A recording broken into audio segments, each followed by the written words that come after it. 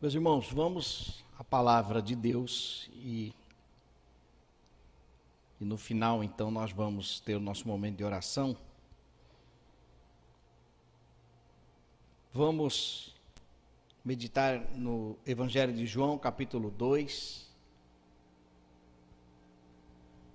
versículos 13 a 22. O tema desta mensagem: deixe Jesus purificar o seu coração. João capítulo 2, versículos de 13 a 22. É um texto sobre a purificação do templo, este templo onde Jesus, então, nós vamos ver na história a ação que Cristo tem diante daquela realidade onde pessoas estavam se aproveitando do templo para monetizar, né? Então, o tema na Bíblia: Jesus purifica o templo, e eu quero trazer as lições desse texto para nós que somos o templo do Espírito Santo, e então as fases que Jesus usa para purificar o nosso coração. João capítulo 2, versículo 13 a 22. Quando já estava chegando a Páscoa judaica, Jesus subiu a Jerusalém. No pátio do templo, viu alguns vendendo bois, ovelhas, pombas e outros assentados diante da mesa, trocando dinheiro. Então ele fez um chicote de cordas e expulsou todos do templo, bem como as ovelhas e os bois, espalhou as moedas dos cambistas e virou as suas mesas. Aos que vendiam pombas disse: tirem estas coisas daqui, parem de fazer da casa de meu pai um mercado. Seus discípulos lembraram-se que está escrito: o zelo pela tua casa me consumirá. Então os judeus lhe perguntaram: que sinal miraculoso o Senhor pode mostrar-nos como prova de sua autoridade para fazer tudo isso? Jesus lhes respondeu: destruam este templo e eu o levantarei em 3 dias. Os judeus responderam: este templo levou 46 anos para ser edificado e o Senhor vai levantá-lo em 3 dias? Mas o templo do qual ele falava era o seu corpo. Depois que ressuscitou dos mortos, os seus discípulos lembraram-se do que ele tinha dito. Então creram na Escritura e na palavra que Jesus dissera. Até aqui. O primeiro versículo diz: estando próximo a Páscoa dos judeus. Nós estamos também nos aproximando da Páscoa, né? Sabemos que Jesus Cristo é a nossa Páscoa, a nova aliança, mas esta primeira Páscoa que João diz é uma das 3 que ele menciona. Os judeus, eles escolhiam o cordeiro no 10º dia do mês e celebravam a Páscoa. A Páscoa é a comemoração daquela libertação no Egito, onde Deus havia dito para que os judeus passassem o sangue nas portas, o sangue do animal nas portas, para que o anjo da morte pudesse então desviar daqueles lares, daquelas casas. Então, os judeus foram libertos do Egito, libertos do anjo da morte.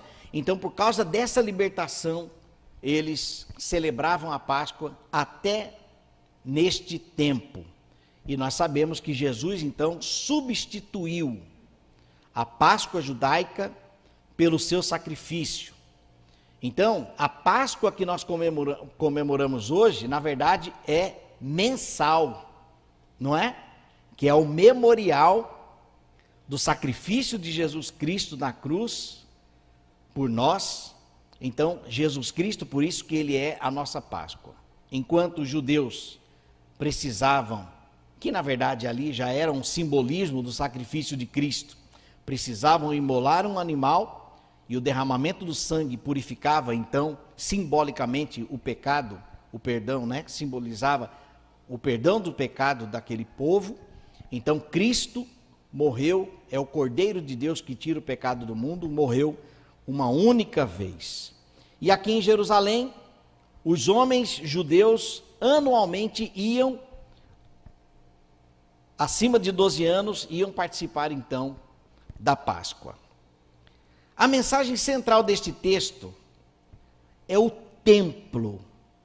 Enquanto os judeus entendiam que Cristo falava do templo físico, Jesus Cristo já falava do templo espiritual. Desde o princípio da criação, Deus, ele sempre se manifestou o desejo de estar presente conosco, né?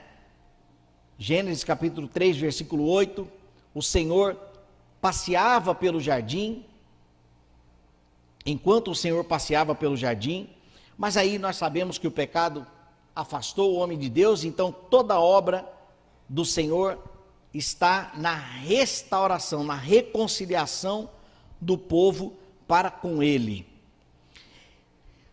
Um dos símbolos da presença de Deus no meio do seu povo era justamente o tabernáculo, né?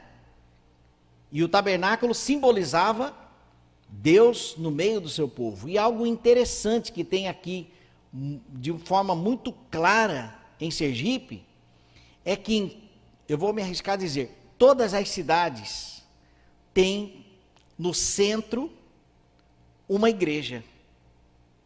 Não é assim?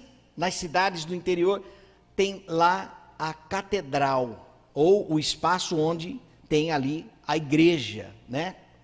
Sempre, ou na maioria das vezes representado pela Igreja Católica, mas que não deixa de ser essa mensagem, Deus no meio do povo, né? Então a igreja, ela também é a manifestação de Deus no meio do povo. Então o tabernáculo, Deus no meio do povo. Neste contexto, Jesus Cristo é o próprio templo, porque Deus habitava no tabernáculo, e aqui Jesus Cristo, Deus habita em Jesus Cristo, que na verdade é o próprio Deus no meio do povo. E depois de Cristo, já na fase da igreja, nós somos chamados de templo de Deus, ou o templo do Espírito Santo. Então tudo isto para dizer que Deus, Ele quer habitar no meio da sua criação. Mas tem um detalhe, Deus, como nós sabemos, Deus é santo, Deus é puro, Deus é perfeitamente bom. E para nós convivermos então com Deus, tá? Um Deus não, com Deus, sendo Ele santo, nós precisamos ser santos. E para sermos santos, nós precisamos ser, na verdade, santificados. E esse processo de santificação é o próprio Deus quem atua em nós. Então, Deus sendo santo, o seu povo precisa ser santo. E Ele, para isso, nos purifica. Então, sendo nós o templo do Espírito Santo, fazendo um paralelo com o templo de Jerusalém em João 2, nós aprenderemos aqui como que Jesus purifica o nosso coração em 4 fases. A primeira fase é a fase da observação. O versículo 2: e encontrou no templo os que vendiam bois, ovelhas, pombas e também os cambistas assentados. A primeira coisa que Jesus fez foi observar quando ele chegou no templo. E o que Jesus observou? Ele observou 2 grupos de pessoas. Aqueles que facilitavam a adoração demais e aqueles que dificultavam o acesso. Os que facilitavam a adoração eram aqueles que estavam vendendo os animais, porque como que funcionava na época o processo? cada família criava o seu animal, o seu cordeiro, ou as pombas, preparando aquele animal para o sacrifício, né? Para o ato de adoração na Páscoa.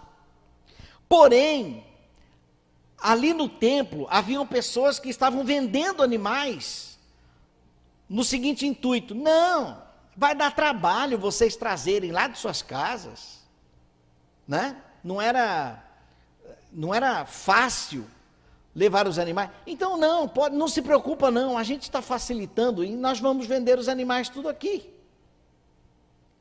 Mas qual era o requisito principal do animal a ser sacrificado para adoração? O animal precisava ser sem defeito. E os animais que eles criavam lá, será que tinha essa característica? Ninguém sabia. Não, então me vê aí esse cordeiro aí, quanto custa? Custa tanto. Toma, então, eles estavam num processo de facilitação. Ou seja, não precisam se sacrificar tanto.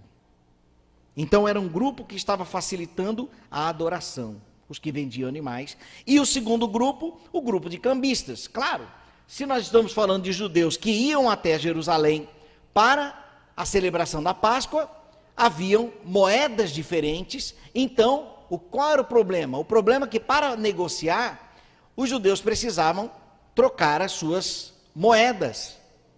Se fosse no nosso contexto, seria: nós vamos chegar até um local, e ali está, por exemplo, sendo negociado tudo em dólar. Então a gente teria que fazer a troca da moeda, porém estes cambistas estavam cobrando juros altíssimos para essa troca de dinheiro.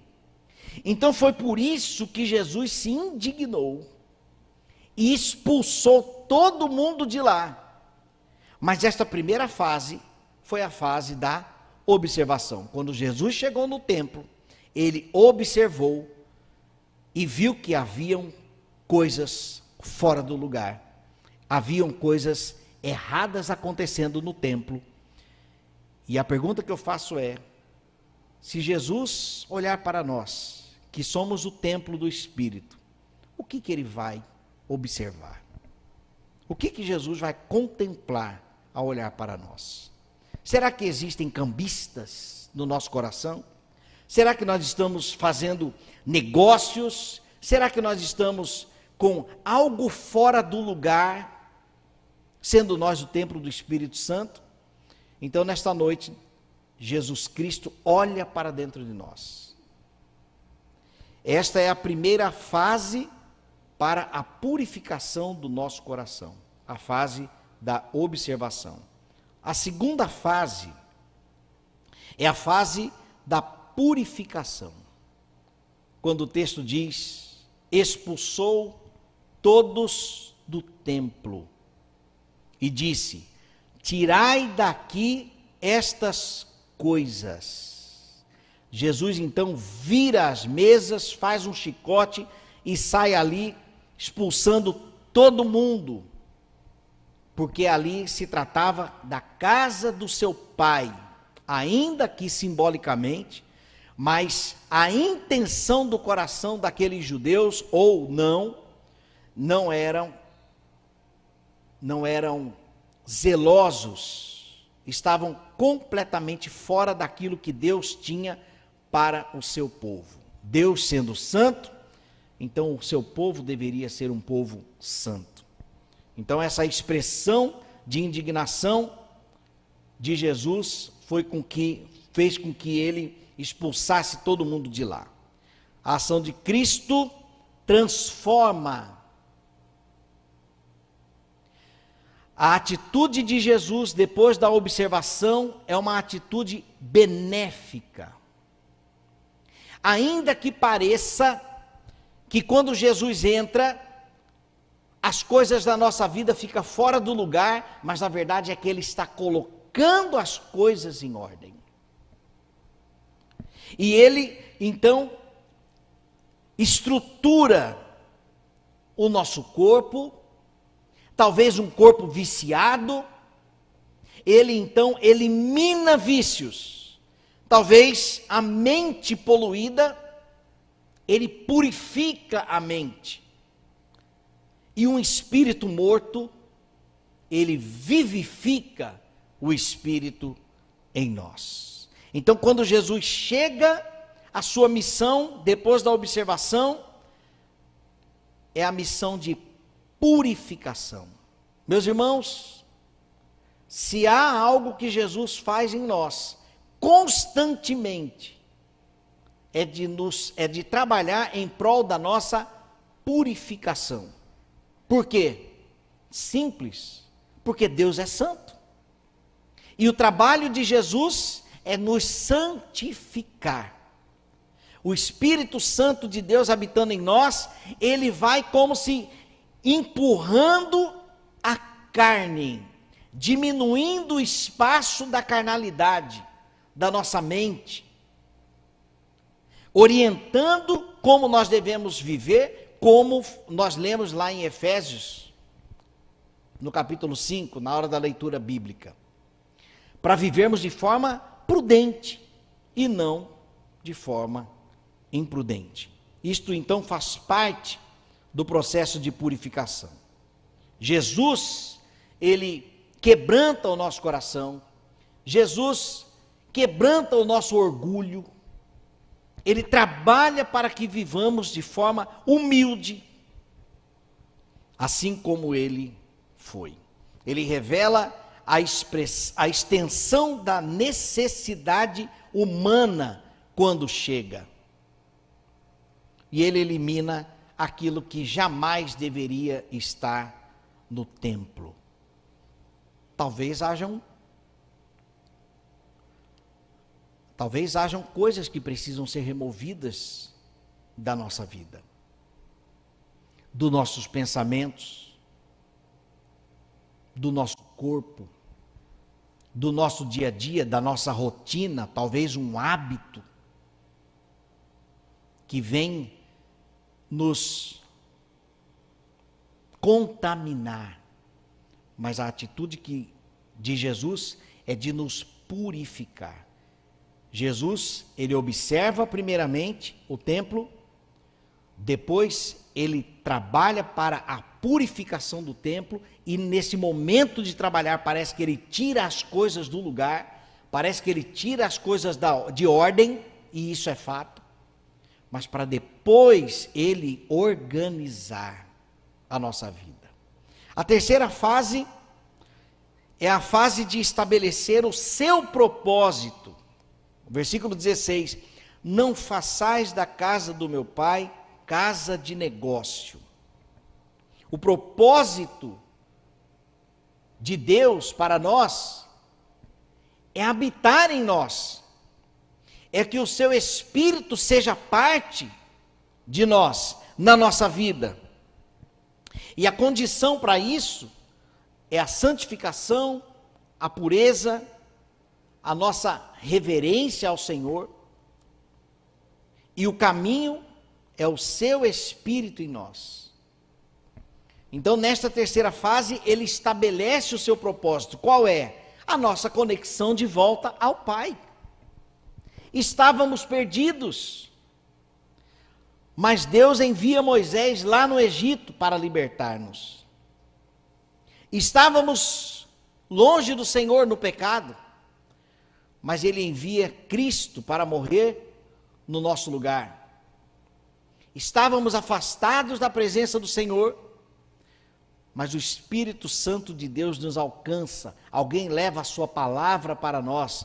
Deus nos ama primeiro e nos rendemos ao seu amor, à sua verdade. Mas tudo para quê? Para que caminhemos para sempre com o nosso Deus. É o ministério da reconciliação. Esse é o propósito que o Senhor Deus quer estabelecer na nossa vida. Mas para isso, primeiro, ele observa o templo. Depois, ele purifica o templo. Terceira fase, ele estabelece o seu propósito, comunhão com o Senhor. E por fim, a permanência. A quarta fase é a fase da permanência. Versículo 22, quando, pois, Jesus ressuscitou dentre os mortos, Lembraram-se os seus discípulos de que ele dissera isso e creram na Escritura e na palavra de Jesus. Jesus morre, mas ele volta. Percebam aqui a insistência desse Deus amoroso. Deus não nos abandona, ele vem até nós. E quando ele vem, o Verbo se fez carne, nós matamos o Cristo, enterramos o Cristo, mas no terceiro dia está lá ele de volta, porque ele nos ama. E o que Deus mais deseja é estar conosco. Não porque ele é um carentão, jamais. Deus é perfeito, ele é pleno, ele não depende de nós. Mas a sua presença no nosso meio, ele sabe que é benéfico, plenamente benéfico. Nós somos completamente dependentes dele. Mas o pecado cega o ser humano. Então ele vem, ele mesmo vem e abre os nossos olhos, para que possamos contemplar da sua grandeza, da sua beleza, da sua benevolência e vivamos para sempre com ele. Que nós escolhamos viver para sempre com ele. Porque a quarta fase é a fase de permanência. Ele nos observa, depois ele nos purifica, tirando aquilo que está fora do lugar, para que fique em ordem, para que vivamos uma vida de santidade. Estabelece o seu propósito e permanece conosco. Ele não vai embora, depois que ele coloca a coisa em ordem, ele não vai embora não. Louvado seja Deus. Ele não nos abandona, ele não nos deixa à mercê, não nos abandona no meio do caminho de incertezas.